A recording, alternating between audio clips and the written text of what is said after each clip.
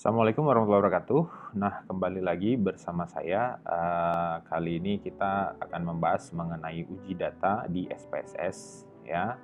Nah, kita awali langsung saja dengan kasus missing value, ya. Misalnya missing value ini dikatakan missing ya, karena ada misalnya data yang hilang yang disebabkan oleh misalnya bukan hilang ya, kosong gitu ya.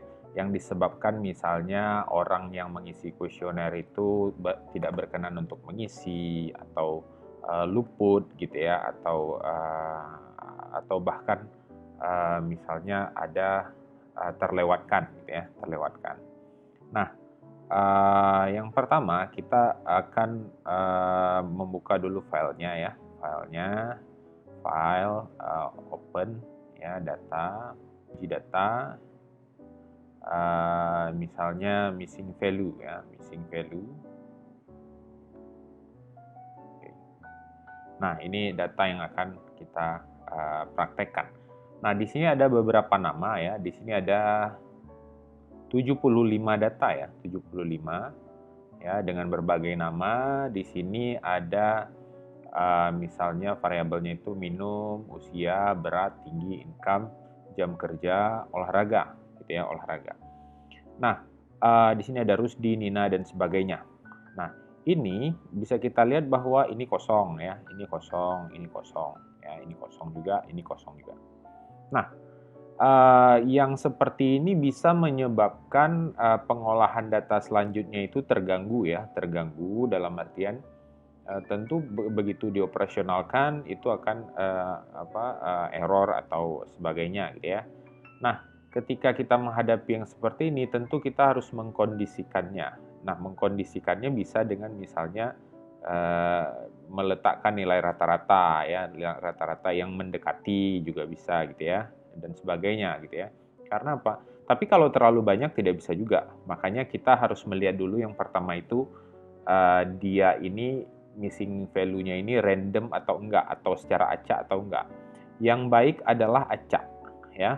Kenapa yang baik adalah acak? Karena ketika terjadi missing pada misalnya berat gitu ya, tidak akan menyebabkan kesalahan pada data lainnya gitu ya, atau kerusakan pada data lainnya saat terjadi pengolahan. Nah, itu maksudnya acak itu tidak berpola.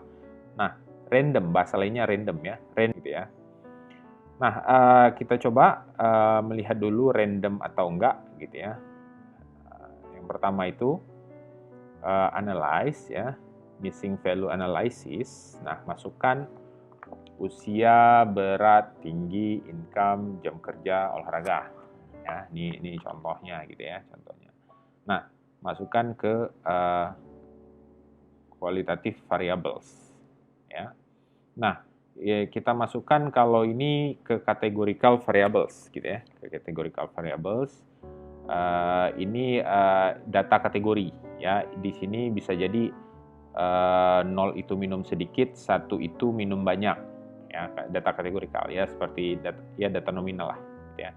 Kalau nama ini harus teks gitu ya, case labels. Nama itu karena teks masukkan ke case labels ya. Nah, kita centang listwise, pairwise, AM. Oke, regression dikosongkan. Nah, terus kita klik ini ya, pattern. Terus centang tabulated cases, dan case with missing value. Ya, continue. Terus kita buka box deskriptif. Terus kita centang percent mismatch, dan cross tabulations of categorical and indicator variables ya. Continue ya. Sedangkan yang lainnya tidak usah. Oke kan. Nah, ini sudah ada terdapat outputnya yang bisa kita lihat ya. Nah, target kita adalah melihat random itu atau tidak. Tapi kalau data-data lainnya mau dimanfaatkan juga boleh ya. Ini banyak data ya. Misalnya ini ada usia. Dari 75 data, tadi total 75 data ya, 66 yang terisi, sedangkan 9-nya kosong. Ya, gitu, ya seperti itulah. Persentasenya ada juga tuh. Nah, atau seperti ini, misalnya dari variabel usia, totalnya hanya terisi 66 data dari 75 data ya. Terus yang minum sedikit itu 33 data, dan yang minum banyak itu 33 data. Ya. Nah, seperti itu. Jadi data-data seperti ini bisa dimanfaatkan. Nah, ini juga misalnya Rusdi gitu ya, di berat itu kosong datanya, gitu ya. Lucy juga di berat itu kosong, ya. Nah, kalau di tabulated patterns ini ada misalnya di berat itu yang kosong ini ada 5, gitu ya. Nah, oke, kita lanjut. Kita lihat listwise correlation dulu. Nah, rules-nya adalah, aturannya adalah kita melihat random itu dari ketentuan korelasi, di mana korelasi itu kalau lebih besar dari 0,5, ingat ya 0,5, maka dia mempunyai hubungan yang erat. Sehingga itu dinyatakan sebagai tidak random, ya, artinya itu tidak baik, ya, tidak baik. Dalam artian dia terikat, tidak acak dan terikat. Kesalahan atau error pada satu variabel akan menyebabkan error data pada tempat lainnya pada saat pengolahan. Nah, ini bisa kita lihat misalnya lebih besar dari 0,5. Ini ada beberapa ya, ini lebih besar dari 0,5 meskipun tipis ya. Ini juga lebih besar dari 0,5 gitu ya. Nah, ada lain ini juga gitu ya. Nah, artinya apa? Semisal misalnya income ya, ada data error di income akan mengganggu data olahraga gitu ya. Karena dia sangat terikat dengan data olahraga. Kalau ada data error di income akan mengganggu data olahraga. Tapi ini hanya beberapa, masih lebih banyak yang random ya, artinya masih lebih banyak yang di bawah 0,5 ya. Nah, kita lanjut, keputusannya akan ada di bawah nanti ya. Kita lihat signifikansi. Kita ke pairwise correlation. Nah, ini pairwise correlation. Nah, di sini ada juga yang lebih besar dari 0,5 ini gitu ya. Terus belum lagi ini juga gitu ya. Ini juga dan hanya beberapa juga, yang lain lebih kecil dari 0,5.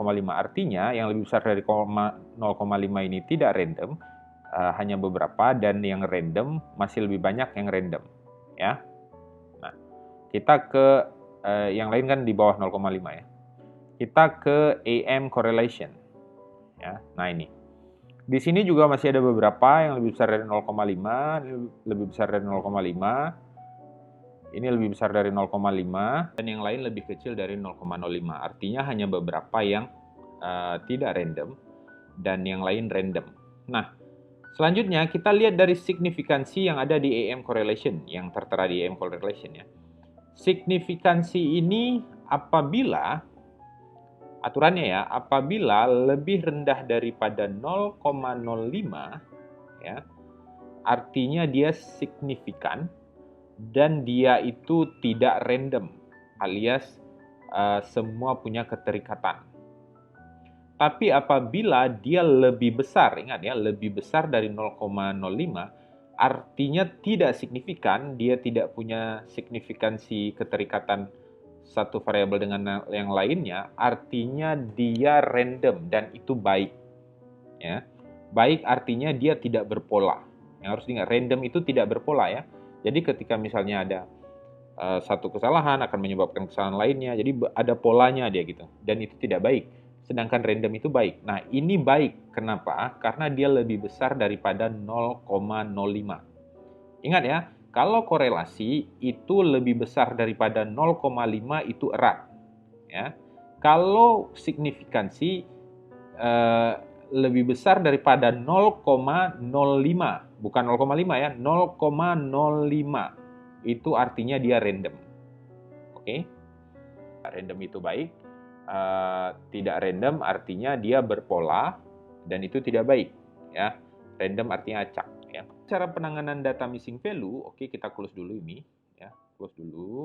Kembali ke data ya. Kita kembali ke data dulu. Bagaimana cara penanganan missing value? Nah, ini ya. Nah, sekarang kita harus mengisi kolom-kolom ini yang tidak terlalu banyak ini dengan nilai rata-rata ya, dengan nilai rata-rata. Nah, transform ya, transform, terus replace missing value ya, masukkan semua gitu ya. Oke. Nah, gitu ya, kecuali minum ya, kecuali minum. Karena minum itu udah ada kategorinya ya, kategorinya. Nah, oke kan? Karena minum itu data kategori ya. Oke kan? Nah, balik ke, ini kan keluar outputnya. Ini namanya output file ya. Output file, kita kembali ke data file. Ya, yang ini. Nah, ini sudah terisi. Ya, dengan penyebutan lainnya, usia underscore 1, berat underscore 1. Nah, ini data baru yang berhasil kita keluarkan barusan dengan transform. Ya. Misalnya berat, ini kosong. Rusdi beratnya kosong. Nah, di sini sudah terisi 54,91 kilo, gitu ya. Nah, itu adalah nilai rata-rata dari yang lain juga, gitu.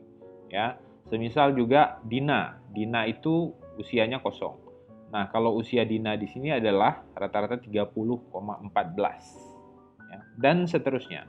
Nah, itu sudah terjawab bagaimana missing value kita lakukan tindakan, gitu ya. Jadi semua datanya sudah terisi ini. Nah, data inilah yang selanjutnya akan digunakan untuk pengolahan data, misalnya untuk keperluan lainnya, untuk analisis lainnya. Kan banyak analisis lainnya ya. Ya bisa regresi, bisa macam-macam lah ya. Nah, jadi bisa. Pengujian missing value itu dulu ya. Sekarang kita masuk ke pengujian outlier. Yang data output ini boleh di-save ya, misalnya save, mau di-save boleh gitu ya. Mau di close juga boleh. Misal nggak perlu kali karena bisa ngeluarin lagi gitu ya. Di close aja juga boleh gitu ya. Close. Nah, kita bisa save, bisa close ya. Tapi saya lanjutkan aja karena kita masih menggunakan ini. Tapi terserah mau close dulu baru kita ke outlier juga boleh ya. Nah, oke, sekarang kita coba praktekkan data outlier gitu ya. Kita buka dulu file prakteknya ya, outlier. Nah, ini ada data baru. Nah, apa itu outlier? Outlier itu biasanya data yang sangat berbeda dengan data kebanyakan gitu ya. Misalnya terdapat satu kelas itu tingginya misalnya 160 gitu ya semuanya. Tiba-tiba ada yang 2 meter. Gitu ya. Nah, itu outlier. Dia di luar kebiasaan. Nah, data-data ini bisa terjadi karena ada kesalahan pengambilan sampel ataupun ada memang data-data ekstrim seperti itu. Nah, bagaimana kita melihat atau mendeteksi data-data outlier itu ya. Nah, hal pertama akan kita lakukan adalah mendeteksi ya, yang harus diingat ya, mendeteksi. Nah, kita akan mendeteksi dulu data outlier dengan menstandardisasinya, atau kalau di sini dibilang men-Z-kan gitu ya. Jadi data-data ini distandardisasi dulu ya, sesuai dengan ketentuan statistik. Selanjutnya akan ketemu outliernya ya. Nah, mungkin analyze ya, descriptive statistik, descriptives ya. Nah, masukkan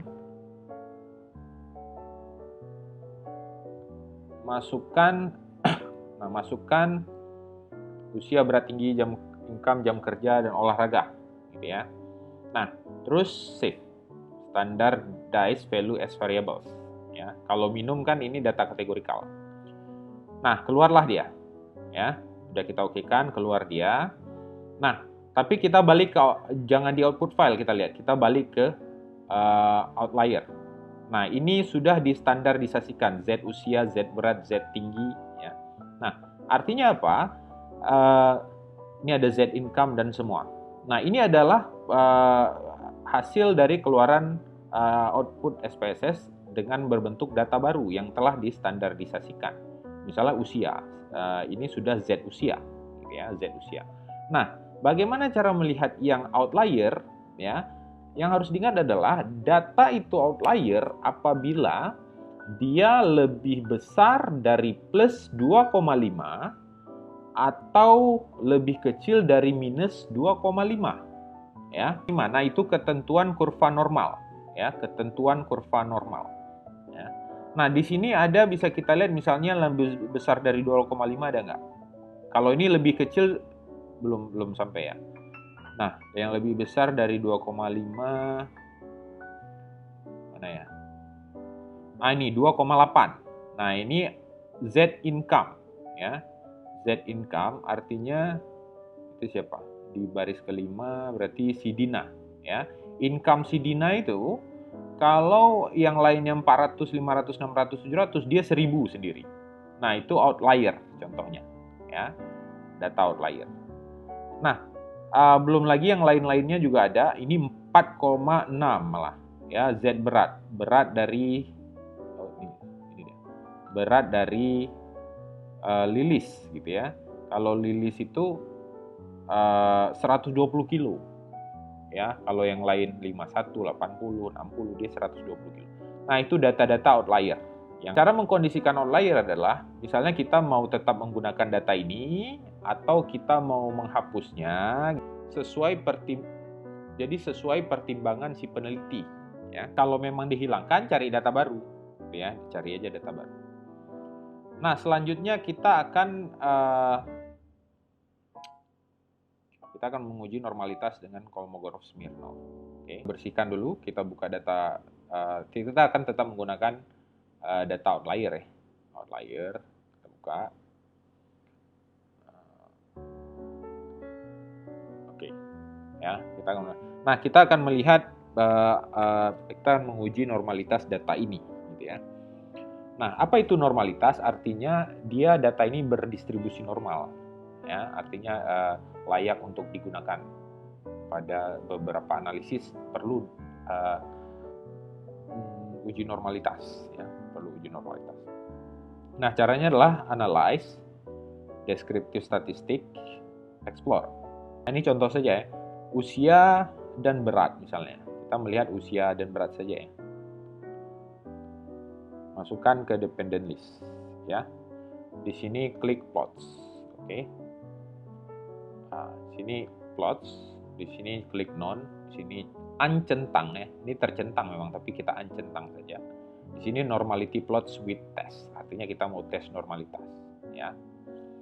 Nah, yang lain di skip aja ya. Klikkan. Ya. Nah, ada keluar dia, explore. Biasa dia langsung keluar langsung ke halamannya ya, tapi kalau di atas-aatas nih yang belum hapus masih ada dia yang tertinggal tadi output. Ya. Nah, di sini kita akan melihat di bagian Kolmogorov-Smirnovnya saja, gitu ya. Kalau perlu pembuktiannya ya, gitu ya. Nah, kalau gambar boleh juga, kita akan melihat gambar, tapi di sini lebih pasti juga. Yang pertama kita lihat signifikansi, ya.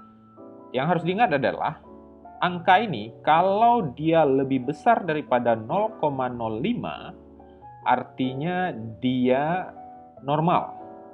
Ya, data ini normal. Kalau dia lebih kecil daripada 0,05 artinya dia data ini tidak normal. Nah, ini bisa kita lihat usia ini lebih besar dari 0,05 artinya dia normal datanya, sedangkan data berat ini tidak normal. Ya. Nah, untuk membuktikannya lagi kita bisa ke bawah. Bawah ini data usia.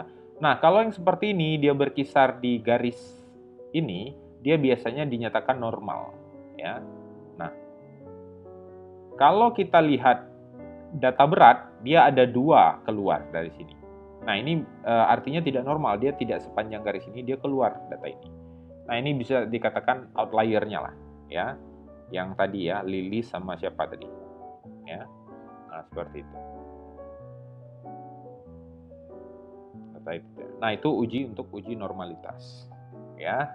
Untuk pengujian lainnya mungkin akan kita coba di lain waktu.